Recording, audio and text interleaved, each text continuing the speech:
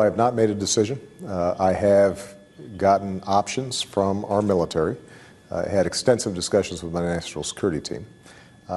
So let me talk about what's at stake here.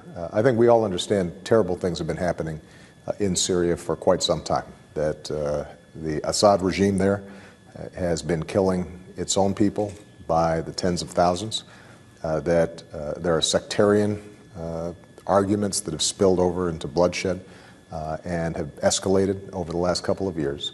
And although what's happened there is tragic, and although I have called for Assad to leave and make sure that we've got a transitional government that could be inclusive in Syria, what I've also concluded is that direct military engagement, involvement in a civil war in Syria would not help the situation on the ground.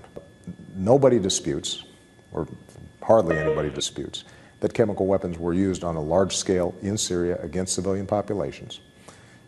We have looked at all the evidence, and we do not believe the opposition possessed nuclear weapons of that, or chemical weapons of that sort.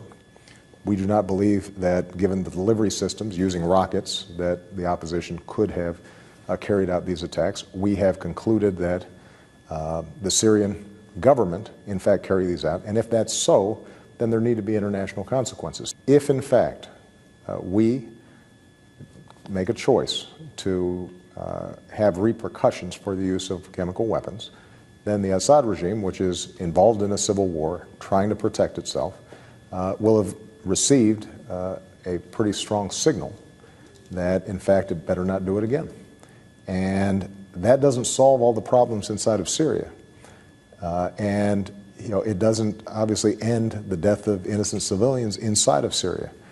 And we hope that, in fact, ultimately a political transition can take place inside of Syria. And we're prepared to work with anybody, the Russians and others, to try to bring the parties together to resolve the conflict.